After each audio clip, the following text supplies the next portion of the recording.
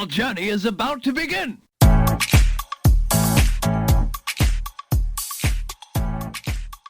Hello à tous et bienvenue dans Happy Healthy Funky, le podcast pour oser la réinvention professionnelle et enfin kiffer sa vie pro. Je suis Nathalie, entrepreneur, coach en épanouissement et experte en marketing authentique. J'aide les femmes qui se sentent démotivées et en perte de sens dans leur job à créer l'écosystème professionnel qui leur ressemble et qui les épanouit. Que ce soit en changeant de poste, en bifurquant de voie, en lançant leur projet entrepreneurial ou un subtil mélange de tout cela. On se retrouve aujourd'hui pour un épisode spécial où nous allons parler des idées reçues que l'on a pour se lancer. Tu as peut-être toi aussi une idée de projet, un side projet que tu voudrais lancer à côté de ton activité salariée ou tu es peut-être au début de ton activité entrepreneuriale. Et justement, quand on a un projet, une activité, on se fait souvent une montagne de ce qu'il faut faire pour se lancer. On se précipite souvent pour créer un logo, un site internet, alors que ce ne sont pas forcément les éléments essentiels quand on se lance, que ce soit une activité ou un side project.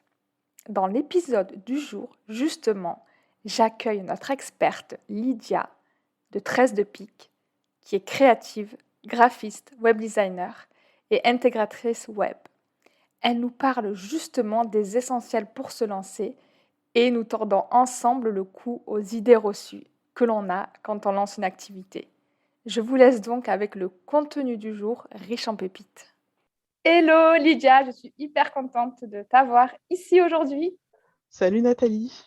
Aujourd'hui, c'est un contenu assez spécial où on va aller à l'essentiel et on va tordre le cou à certaines idées reçues autour du site, du logo. Mais avant ça, peux-tu nous dire qui es-tu Lydia et qu'est-ce que tu fais? Donc, moi, je m'appelle Lydia, je suis graphiste, web designer et intégratrice web. J'ai une double casquette, donc je suis salariée et freelance. Donc, dans mon statut de salarié, je crée des sites internet avec différents langages de programmation. Et sur mon activité freelance, je travaille essentiellement avec des femmes pour les accompagner sur la création de leur branding, sur la création de leur site internet, spécifiquement avec le CMS WordPress et le builder Divi. Et j'essaye de les aiguiller du mieux possible dans la gestion de leurs projets web en les conseillant sur de la stratégie numérique pour choisir la meilleure piste pour lancer leur activité sur le web. Génial. Ce qui est hyper important, c'est que toi-même, tu es une réinventeuse de ta vie parce que tu as créé l'écosystème qui te convenait. Tu nous as expliqué juste à l'instant que tu étais à la fois salarié et entrepreneur et que tu mettais tes compétences, en fait, que tu développes dans le cadre de ton job pour des femmes qui se lancent. Et justement, quand on se lance, quand on a un side project à côté de son job, on se dit d'abord, eh bien, je vais faire mon logo. Qu'est-ce que tu penses de ça? Est-ce que le logo, c'est la première chose à faire? Quelle est ta vision par rapport à ça? Non, alors en fait, il n'y a pas de bonne ou de mauvaise réponse, hein, mais il faut, dans un premier temps, avoir une idée assez claire de ce que l'on veut réaliser pour pouvoir définir les pôles qui sont les plus importants lorsqu'on crée son entreprise. Avoir un logo professionnel dès le départ, si on n'a pas le budget, c'est peut-être pas le plus important. Peut-être qu'il faut, peut-être dans un premier temps, définir ses objectifs, clarifier sa vision pour voir tout simplement ce qui est le plus important à faire. S'il faut passer du budget sur du branding ou sur un site internet ou sur un community manager pour créer une communauté. Voilà, définir les pôles les plus importants pour pouvoir financer le point qui nous aidera à accéder à la seconde étape de la réalisation de son projet.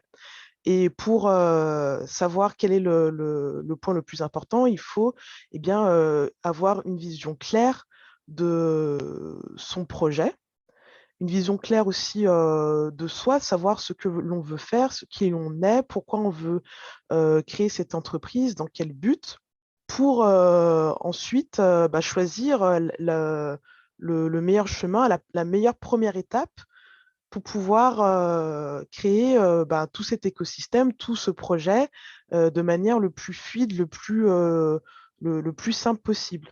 et avoir le moins d'obstacles possible dans la réalisation de ce projet. Hyper intéressant du coup. Donc le logo, tu nous expliques que c'est pas forcément l'étape essentielle parce avant ça, il faut s'intéresser justement au socle qui est qui suis-je, quelle est ma vision. Est-ce que tu as des pistes ou des conseils à donner pour justement comment je définis ma vision et comment je clarifie, j'ancre ce socle quand je me lance? Tout simplement, je pense qu'il faut se poser des questions à soi-même toutes simples, hein. Mais les questions, c'est pourquoi je crée ce projet, pourquoi je veux me lancer, créer ce business.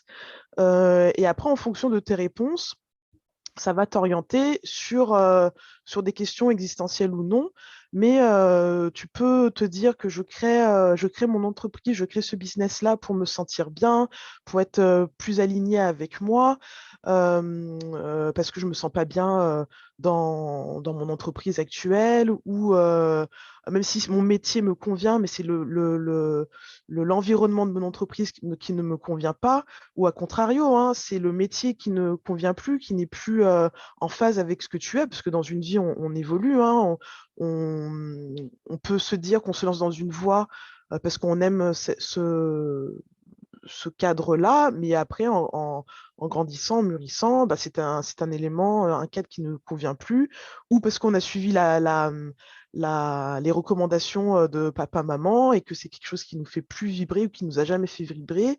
Et en étant un peu plus mûr, un peu plus en étant adulte, on se dit, bah là, je vais prendre la décision de faire quelque chose qui me fait kiffer, qui me fait vraiment vibrer, qui résonne pour moi. Donc voilà, se poser ces questions-là, qu'est-ce qui me fait me sentir bien, pourquoi je fais ça, si c'est pour me sentir mieux au sein de mon emploi actuel, ou faire un revirement, hein, une reconversion totale pour me sentir libre de mes actions, pouvoir se dire, par exemple, si je suis maman, dire, j'ai envie de m'occuper plus de mon enfant et de ne pas être bridée avec des horaires de bureau, par exemple. Donc en se posant ces questions-là, tu te demandes quelle est ta vie idéale, et qu'est-ce qui ferait que ta vie serait mieux, pourquoi tu crées ce projet-là, pour quelle vocation, qui tu veux aider. Tu prends une feuille, un stylo, et puis tu écris, tu te poses ces questions-là pour mieux te connaître, pour mieux cerner tes envies. Puis après, tu peux faire appel à des professionnels, hein, qui sont là aussi pour t'aider à clarifier ta vision, t'aider à mieux te centrer sur toi-même. Des coachs de vie, hein, qui peuvent t'aider justement à faire cette introspection-là et répondre à ces questions-là pour te donner un premier cadre, en fait. Hyper intéressant de voir en fait que chaque projet, en fait, c'est important de se dire que ça part de soi, ça part de qui on est, de ce qu'on veut, de nos valeurs et pourquoi est-ce qu'on le fait. Il y a Mmh. une phrase hyper célèbre de Simon Sinek qui dit Start with your why, commence par ton pourquoi.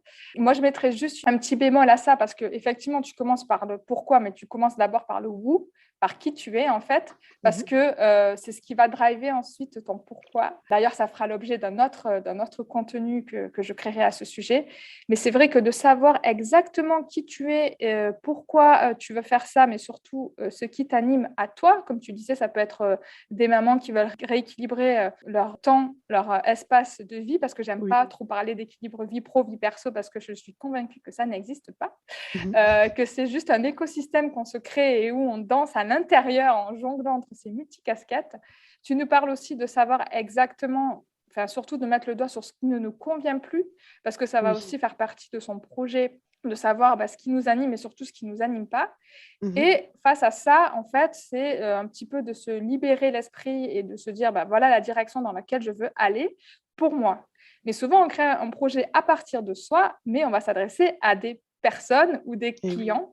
Et justement, comment est-ce qu'on fait pour définir à qui est-ce qu'on va s'adresser, que ce soit vraiment pertinent? Est-ce que tu as des conseils par rapport à ça? Oui. Le processus, c'est donc apprendre à se connaître soi. Ça, c'est quelque chose qu'on oublie en général. On pense directement au projet. Donc, c'est pour ça que je trouve que c'est important de d'abord se poser la question qui l'on est, qu'est-ce qui nous anime. Et après, théoriquement, on devrait se créer un persona. Mais on passe pas non plus par cette étape-là dans un premier temps. En fait, on essaie de définir son projet. On se dit, bon, bah voilà, je sais qui je suis, ce qui m'anime, et j'ai envie de faire ça. Donc, du coup, on essaye de créer une offre de service ou de prestation. On se dit, bon, bah là, j'aimerais vendre ça, travailler avec des personnes comme cela, faire ce produit-là et le vendre de cette manière-là. Et l'étape qui est très importante et qu'on oublie de faire ou qu'on pense qui n'est pas essentiel, c'est de créer un persona ou des personas. Et ça, c'est très important. De se dire, bon, bah, il faut que je crée un persona, plusieurs fiches de persona, parce qu'on se dit, bon, voilà, mon produit, il est super, je l'ai créé, je pense qu'il va répondre à plusieurs besoins, je le commercialise, je le propose. Est-ce qu'on peut prendre un exemple pour que ça parle plus à notre Oui, audience? Peut-être un exemple sur lequel tu es en train de travailler ou tu as travaillé? bah, j'aime bien, quel exemple que je pourrais prendre? Bah, je vais prendre l'exemple d'une de mes dernières clientes qui crée une marque de cosmétiques malgaches, donc de cosmétiques naturels avec des produits de Madagascar. Donc les produits phares de Madagascar, c'est la vanille, il y a la lavande aussi, les huiles essentielles donc, des savons.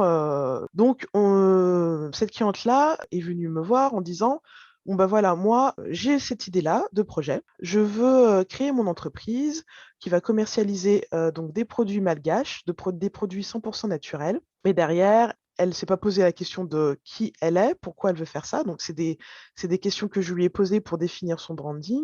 Et pour définir son projet, il faut aussi se poser la question par rapport à son persona. Qu'est-ce que les personnes attendent de ce produit-là? Parce que des produits, des savons à la lavande et des huiles essentielles senteur vanille, il y en a des milliers sur le marché. Et il faut qu'il y ait quelque chose, des points spécifiques qui vont parler à ton persona pour qu'il sorte du lot, qu'il sorte de la masse et pour que ce produit soit convoité et que tes clientes aient envie de l'acheter.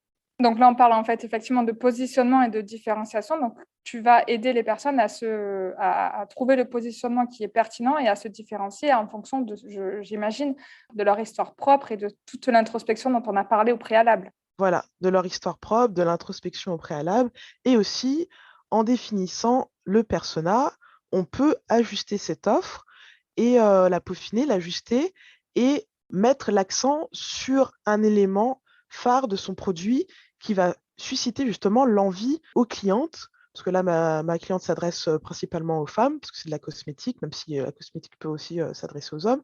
Mais là, son persona cœur, c'est la femme. Et trouver les éléments qui vont faire que quand elle va voir ce produit-là, ça va résonner en elle en disant, ah oui, là, Marina vend des produits, des cosmétiques, huiles essentielles, mais tout ce qui est lié autour, tout ce qui tourne autour de ce produit-là me représente moi. Donc c'est pour ça que je vais aller sur ce produit-là. Et pour définir son persona, bah, il y a différentes techniques hein, pour le créer, pour le définir. Il y a la carte de l'empathie, il y a le portrait chinois, il y a la méthode SWOT, SWOT. Et en fait, ça fait appel, tu te demandes quelles sont les valeurs de ta cliente idéale, quelles sont ses peurs, quels sont ses freins, quel produit est pour elle le produit idéal, comment il doit être composé. Si c'est des produits 100% naturels, c'est-à-dire que tu t'adresses à un segment bien particulier. Qu'est-ce qui pourrait la freiner? C'est par exemple le prix ou encore une fois la composition, ou avec les senteurs, les parfums qui peuvent être ajoutés. S'il y a des odeurs trop entêtantes, c'est quelque chose qui peut ne pas plaire à tout le monde, surtout quand on est dans du cosmétique bio, naturel. Donc voilà, pensez à ce genre de choses. Les peurs, par exemple, ben, si on part sur une cliente femme qui est maman et qui veut réutiliser ses produits sur son enfant, il faut que ça soit idéal pour toute la famille. Donc, il faut qu'il y ait soit des recommandations ou soit des produits le plus clean possible pour que ça puisse être utilisé pour elle, mais aussi pour sa fille ou son fils qui a 5 ou 6 ans, par exemple. Hein, voilà, c'est des exemples. Et en définissant ce persona-là, en positionnant ses craintes, ses peurs, ses envies, ses désirs, tu arrives à peaufiner, à créer l'offre idéale pour le segment pour lequel tu veux vendre ton produit. En posant aussi des questions à ta communauté, si tu as une communauté déjà existante, en faisant des sondages, parce qu'en fait, les meilleures personnes qui peuvent te guider sur ton produit, c'est ta communauté qui est peut-être déjà en place ou que tu es en train de construire. Donc il ne faut pas hésiter à leur poser des questions assez régulièrement et noter tout ça, faire, tes statistiques, regrouper tes critères pour avoir les éléments, essentiels pour créer le produit parfait. Donc, si je comprends bien et pour aiguiller nos auditrices, c'est vraiment la partie, le combo parfait pour lancer son projet, de se connaître d'abord et après d'identifier les pain points, donc ce qui va parler à notre persona ou nos 3 personas comme tu l'indiques, de rentrer un petit peu dans leur vie, de comprendre ce dont elles ont besoin, ce qui leur parle et les éléments qui vont peut-être résonner avec leurs valeurs, comme tu disais, Oui, peut-être le fait d'être proche de la culture malgache, d'être proche sur des ingrédients choisis, locaux, bio, ou des faits de raisonner sur la qualité de produit pour l'utilisatrice, donc la persona et sa famille, comme tu le disais. oui. Et avec différents moyens, tu nous parles de la matrice SWOT, du portrait chinois, de la carte d'identité.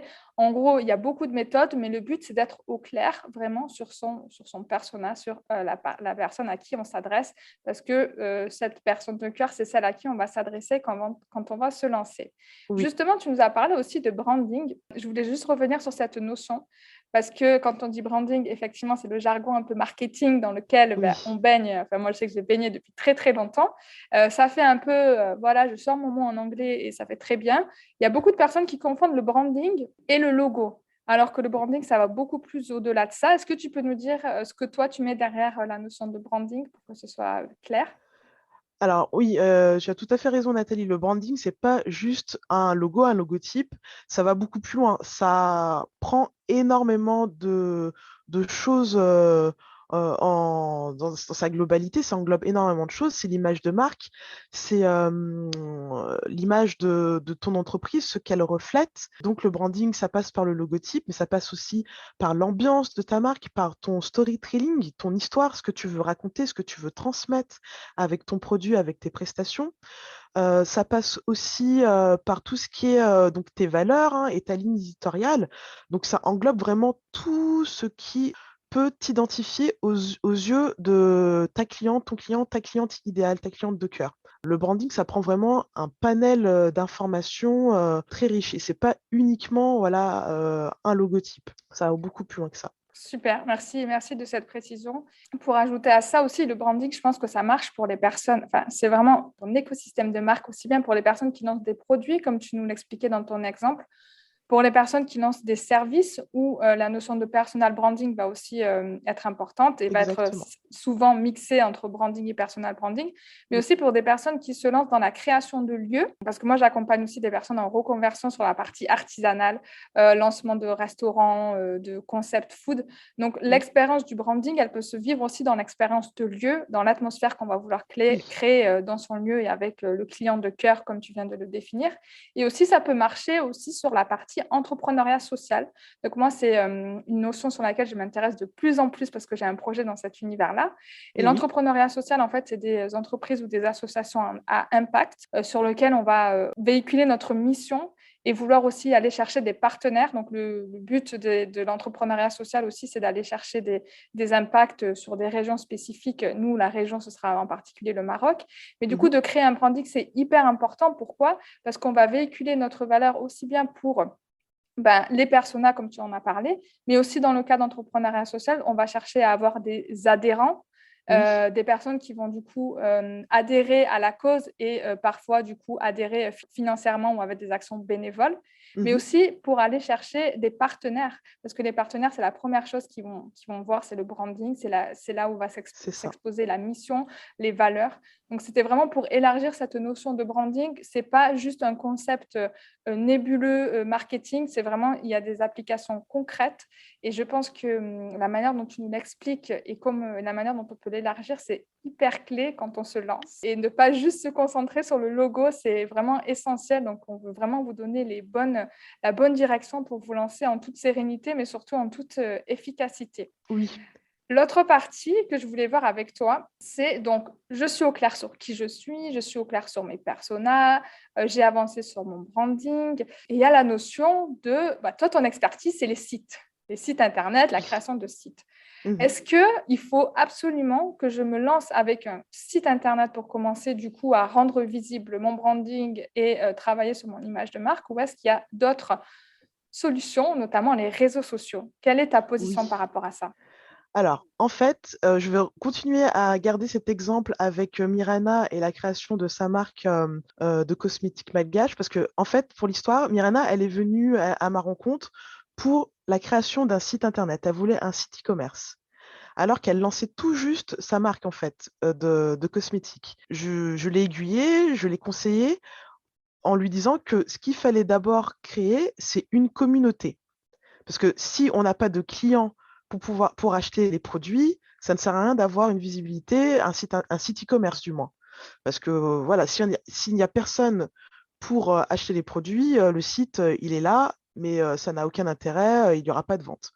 Donc, avant de créer un site et surtout un site e-commerce, il faut créer une communauté et avoir un branding, avoir en fait une identité, une image de marque pour pouvoir communiquer avec cette communauté-là et la créer au fur et à mesure.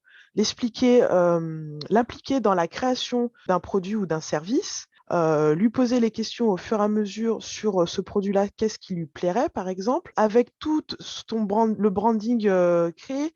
Et quand je dis branding, ça ne veut pas forcément dire logotype, mais ça veut dire peut-être ambiance, parce qu'on peut avoir un logotype créé par soi-même, hein, avec différents outils comme Canva. On sait que Canva propose un outil pour se créer des logotypes assez simples. Alors certes, ils sont très beaux, très carrés, très professionnels si on les modifie pas trop, mais ça reste du logotype déjà vu, déjà pris, peut-être déjà utilisé sur d'autres activités.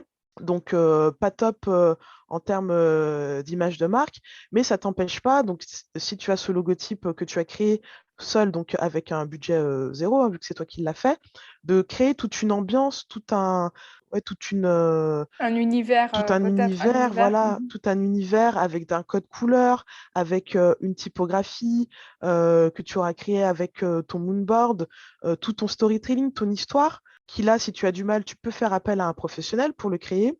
Et ensuite, une fois que tu as ces éléments-là, tu peux te lancer sur un réseau social, parce qu'encore une fois, ça, c'est du gratuit, comme Facebook ou Instagram. Ou LinkedIn ou Twitter, bah, peu importe après la plateforme d'acquisition, ça, c'est quelque chose que tu dois choisir en ayant deux points en évidence, c'est-à-dire sur quelle plateforme ton persona est le plus présent et quelle plateforme tu maîtrises toi le mieux. Parce que si ton persona se trouve par exemple sur TikTok et que tu ne maîtrises pas du tout TikTok, ça ne sert à rien d'y aller, tu auras du mal à le prendre en main et ça va être plus compliqué qu'autre chose. Par contre, ton persona peut être visible oui, visible sur TikTok et sur Instagram ou TikTok et Facebook, ou même les trois, hein, TikTok, Instagram et Facebook. Tu choisis que le réseau social qui te correspond le mieux, c'est Facebook parce que tu as l'habitude de l'utiliser pour des raisons, personnellement, et tu l'utilises depuis plusieurs années. Donc, tu te focalises sur ce canal d'acquisition avec tes éléments branding, donc le logo que tu as créé certes par toi-même, mais le branding que tu as peut-être fait développer par une professionnelle, un professionnel, une graphiste. Donc tu as investi sur le branding, le logotype, c'est toi qui l'as fait, donc ça t'a coûté zéro. Et le réseau social, le canal d'acquisition, tu choisis Facebook, ça te coûte zéro aussi parce que c'est gratuit. Et tu commences à créer ta communauté avec ton branding, à poser des questions, à proposer des prestations, enfin plutôt des services gratuits ou semi-gratuits. Donc tu as la solution partielle et tu as la solution complète. La solution complète, ça sera de vendre tes produits, mais la solution partielle, c'est par exemple de diffuser des messages autour de ton produit, c'est-à-dire comment utiliser par exemple les huiles essentielles, comment bien hydrater sa peau avec les cosmétiques que tu pourrais vendre par la suite. Et donc, tu te crées cette communauté-là avec ce réseau social-là qui est Facebook. Et une fois que cette communauté est assez élargie, tu peux te dire que tu peux lancer ton site vitrine ou ton site e-commerce. Donc, en fait, il faut faire les choses dans un certain ordre pour pas se brûler les ailes et dépenser trop de budget dans un premier temps sans que tu aies la communauté, sans que tu aies l'audience qui sera là pour acheter tes produits.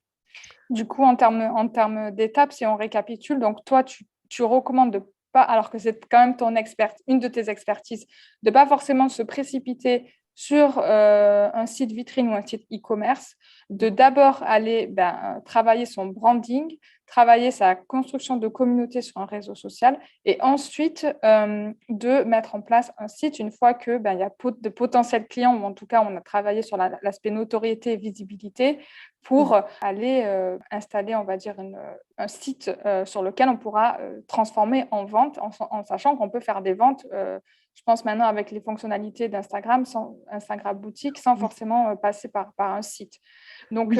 c'est hyper transparent de nous partager ça. Et c'est ce qu'on aime aussi ici, c'est que ça ne sert à rien d'investir au début des budgets assez conséquents sur le site. Il vaut mieux investir avec une professionnelle, comme Lydia, par exemple, sur la construction de son image de marque, de son branding, et aussi peut-être de ses templates pour aller sur les réseaux sociaux, pour Mmh. avoir quelque chose de solide, de cohérent, qui fait très professionnel, presque aussi professionnel qu'un site vitrine, et qui peut commencer à être votre première vitrine pour créer votre communauté. C'est exactement ça, c'est exactement ça. Il peut, y avoir différents canaux d'acquisition et on a la chance d'avoir les réseaux sociaux pour, nous épauler et il faut, en profiter. Les réseaux sociaux actuellement sont gratuits, donc ça peut être une vitrine pour pouvoir, promouvoir, ses futurs produits, ses produits, avec comme tu dis, avec les options, les marketplaces et tout ça. Et par la suite, créer un site vitrine ou e-commerce, quand le besoin sera vraiment présent. Oui, comme tu dis, moi, je suis assez transparente là-dessus parce que je l'ai eu fait auparavant quand j'étais, plus jeune, au début de ma carrière. C'est-à-dire qu'un client me demandait de faire un site internet, je lui faisais un site internet. En fait, je proposais pas tout ce qui était stratégie derrière parce que j'étais pas à ce niveau-là, on va dire, de démarche éthique ou, d'échange avec mes clientes, mes clients. Et maintenant, je préfère largement aiguiller, renseigner mes clientes de manière la plus transparente possible pour qu'elles aient le meilleur produit, le produit qui sera le plus efficace pour elles à l'instant T, quand elles vont démarrer leur activité. Et après, leur donner des recommandations, des préconisations en disant, bah voilà, tu en es à cette étape-là, donc je te propose de travailler sur ce produit-là et ensuite de le faire grandir avec des outils qui sont gratuits et accessibles actuellement. Et par la suite, tu pourras faire ton site vitrine ou e-commerce ou ta landing page aussi, parce que les landing pages, c'est aussi très important de les faire, de les lancer pour récupérer des adresses mail pour se constituer encore une fois une communauté. Parce que quand tu crées un service ou un produit, l'essence de ton projet, c'est les personnes qui vont être autour de toi pour faire vivre ce projet-là. Et donc, il ne faut pas oublier de rester en relation avec ces personnes-là, donc en ayant un réseau social, une plateforme où tu peux échanger, ou en communiquant par newsletter, par exemple. C'est hyper intéressant, et surtout, c'est, je pense, ce qui nous a aussi fait que nous nous sommes rencontrés. On a travaillé ensemble sur un projet où j'ai travaillé pour la partie branding, et après, tu as pris le relais Oui, sur la partie site internet. Et je pense que c'est ça aussi qui fait la force de l'entrepreneuriat au féminin, mais surtout de se dire qu'on va conseiller nos clientes, nos clients, enfin nos clientes en particulier, oui. sur ce qui est essentiel à leur étape de développement, et pas juste chercher à leur vendre un produit qui correspond dans la tête à ce dont elles ont besoin, mais essayer de savoir justement quels sont leurs besoins, où est-ce qu'elles en sont dans le développement de leur entreprise. Et justement, toi, tu proposes des alternatives avec la partie landing page dont tu as parlé, et peut-être mise en place de newsletter. Est-ce que tu proposes cette mise en place aussi pour tes clientes avant la création d'un site vitrine, Oui, ou est-ce que oui, c'est oui. oui, c'est aussi dans tes prestations? Du coup, je comprends bien l'importance de se lancer d'abord sur les réseaux sociaux, mais est-ce qu'il n'y a pas des cas où commencer par un site internet est pertinent? Si, tout à fait. En fait, il y a des cas de figure, des domaines d'activité où il est important d'avoir un site internet, d'avoir une vitrine pour pouvoir montrer notre expertise, montrer, notre professionnalisme et le fait qu'on est présent sur la toile, pour donner gage, tout simplement pour De donner gage, confiance? de confiance. Voilà, pour Mmh. donner gage de confiance. Ouais. Et par exemple, les associations c'est un très bon exemple pour montrer que on doit récolter des dons, des partenariats, avoir des mécènes et du coup, pour être en confiance, il faut, avoir cette vitrine-là, cette vitrine du site internet. Et toutes les 2, on est en train de travailler, justement sur l'association que tu es en train, de monter, donc l'Oranger de l'Espoir. Et c'est un très bon exemple où il est impératif d'avoir un site vitrine pour pouvoir présenter cette association-là, montrer, les différents, pôles, les différents, piliers de cette association et pouvoir récolter des dons et des mécènes pour pouvoir faire vivre cette association-là et travailler sur ces différents piliers. Oui, effectivement, pour moi, c'était hyper important sur la partie association de faire cette parenthèse parce que quand on va aller chercher, comme tu le dis, des partenariats, répondre à des appels à projets et aller faire appel à des dons de la communauté, être sur les réseaux sociaux, oui, c'est très bien et ça permet d'engager une communauté, mais la crédibilité et asseoir ce qu'on fait avec nos pôles d'action, concrètement les messages qui sont les fondateurs avec derrière des témoignages ou des expertises. Mmh. Pour nous, c'était hyper important pour la partie associative, même si ça demande un budget dès le début. En fait, Mmh. c'est un budget qui peut passer dans les frais de fonctionnement et qui peut nous permettre aussi, quand on est une association ou quand on est un entrepreneur social, de pouvoir parler à des plus grands prestataires et d'avoir un petit peu cette légitimité, même si au début, on a une toute petite communauté. Oui, c'est exactement ça. C'est tout à fait ça. Oui, Du coup, oui, est-ce je que tu peux peux. nous en dire plus justement? Donc, on a vu le cheminement à faire pour se lancer. On a tordu le cou au fait d'avoir directement un logotype, mais de partir déjà de soi, de qui on est, de ses valeurs, de sa mission pour pouvoir créer un branding et pas juste un logo, d'un branding avec tout l'univers de marque qui correspond à ton écosystème qui te permettra de te lancer avec clarté, efficacité et d'attirer ton client de cœur, donc ton persona. Lydia nous a expliqué comment le définir avec différentes techniques, avec la matrice SWOT, avec le portrait chinois et surtout les sondages, parce que c'est important d'aller au contact de ce client de cœur, des personnes à qui on veut parler pour bien comprendre leurs besoins. Et pour finir, on a parlé du choix entre faut-il aller sur les réseaux sociaux ou construire directement son site Internet.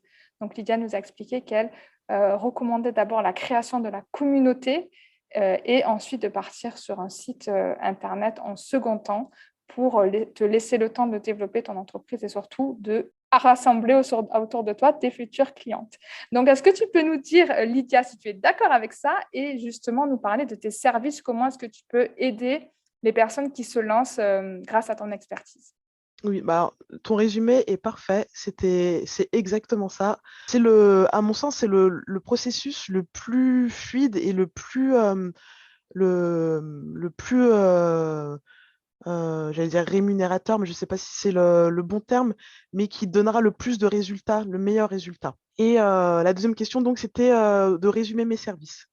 C'est bien ça? Oui, de résumer ou de nous dire quels sont les services que tu proposes aux personnes qui sont en side project ou qui se lancent tout juste dans leur activité.